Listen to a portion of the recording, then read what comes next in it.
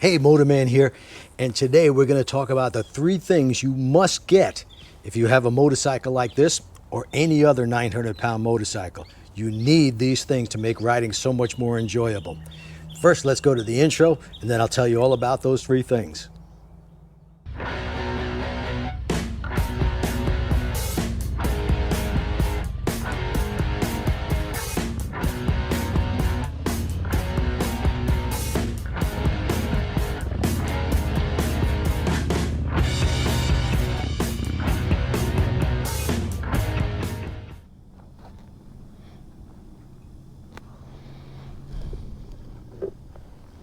All right, I won't keep you in suspense any longer. What are these 3 must-have things you must have for a 900-pound motorcycle? Well, they're actually technique. 3 techniques. Without these 3 techniques, you will forever be a duck-walking doofus. You'll say my bike is too big and heavy and clumsy, and you wind up selling the bike and maybe have 500 miles on it. That's why you see so many motorcycles, heavyweight bikes, especially Harley Davidsons for sale with extremely low mileage, is because people don't ride them because they're afraid, they don't enjoy riding because they're scared to death of this heavyweight motorcycle. It tips over all the time, they can't pick it up, etc. So here's the first thing you got to know on a 900-pound motorcycle. That's how to use the clutch and throttle. Now, here we have the clutch. We have a friction zone which is about maybe an inch wide.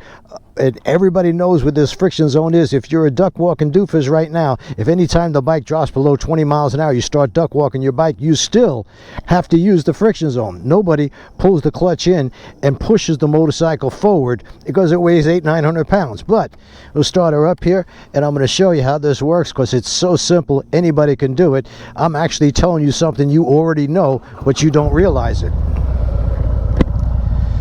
So, I'm not using any brake, no throttle or anything. I'm just going to let the clutch out, and I feel the motorcycle start to move. I'm actually able to hold it back a little bit with my feet, but I'm going to let it out a little bit further, nice and smooth, and the bike starts to move. Now I'm in that sweet spot of the friction zone. I know I'm in the sweet spot because I can do this. I can rev the motor, and the bike does not pick up speed. If I let the clutch out too far, and I try to rev the motor, like this, it's all the way engaged, and I give it a little throttle, I get this jerky motion. You feel like you're out of control, and you are. But if you stay in that friction zone and add just a little bit of throttle, so easy. I mean, there's nothing to it. That should take you all of about 10 minutes to figure out because you already know where it is. If you've ever duck walked your bike around a U-turn, you're using that friction zone. You knew that while you're duck walking it, you couldn't let the clutch out all the way because you'd be going too fast. So here it is, right in that sweet spot of the friction zone. I'm going, let's see, we'll look at the speedometer here. I'm going about 8 miles an hour. As long as you're above 5 miles an hour, you're good. And I'm feeding a little throttle. Notice the bike isn't picking up speed. I can rev it all I want, but all I need is about 1,800 RPMs or so. And I can make very tight turns. I don't even have to lean the motorcycle. If I want to lean it, I pick up a little bit of speed, maybe get it to 10 miles an hour or so, and I can make extremely tight turns. Again, clutch and throttle, use of the friction zone. That's the first thing you must have on a motorcycle that weighs 800 or 900 pounds. Next thing is just a little bit of pressure on the rear brake. The reason we use the rear brake and put a little bit of pressure on it is because it helps to stabilize the bike at low speeds. So I give it a little throttle. I'll get right into that beginning of the friction zone. I put a little bit of pressure on the rear brake, and it's amazing what the bike will do when you do that.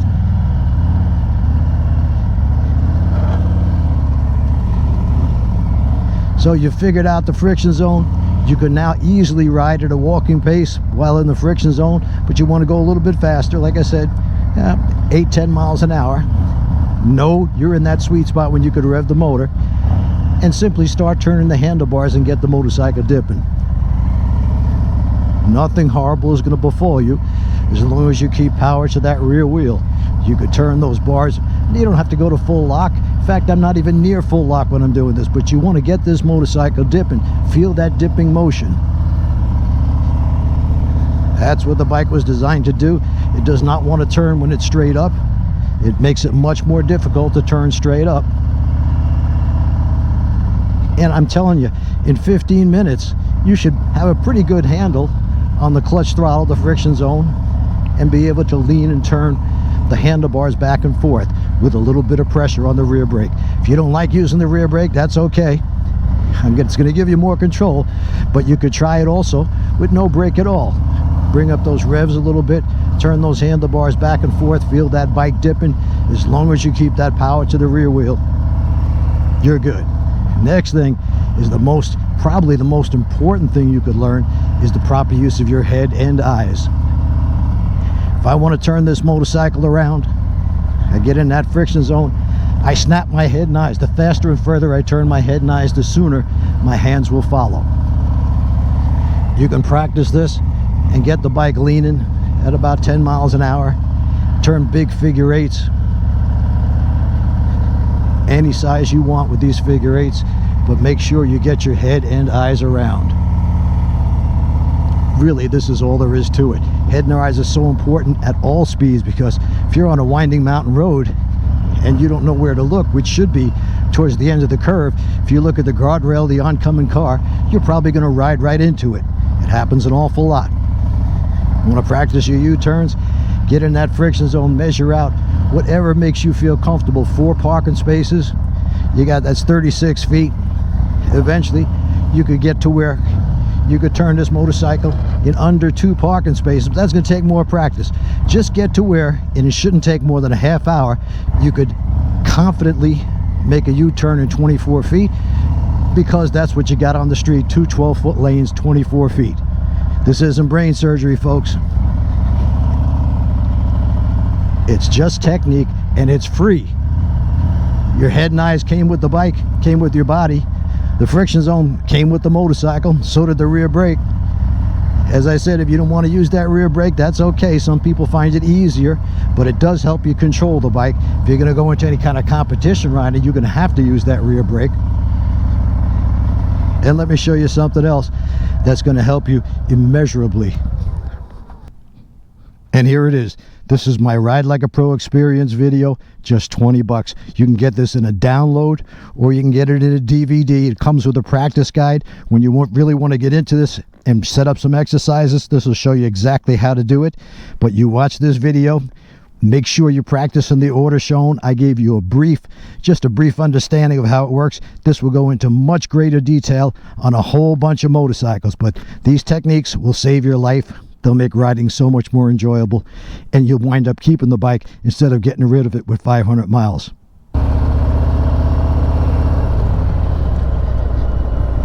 I'm telling you, folks, these 3 techniques take no strength at all. I don't care if you're a tiny 99-pound woman or a really tiny 110-pound guy. Maybe you're a jockey or something. These techniques are going to work on every single motorcycle, but they become especially important when you're talking about an 800 or 900 pound motorcycle, because you can't muscle this bike around. Maybe that little Sportster you had before, yeah, I've started to fall over. You were able to catch it because it was so low to the ground and only weighed 500 pounds, and your legs were bent, you're flat-footed, it was easy. But this bike gets a little bit off center, yeah, you're not going to hold up a 900 pound motorcycle. It's going down, and there's no reason for that. Should not let that happen.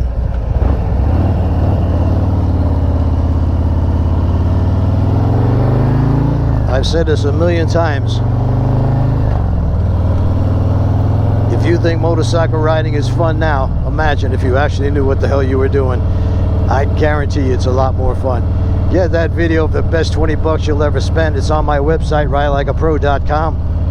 Either DVD or download. If you get the download version, make sure you also download the practice guide. It will be free, and it's on the website.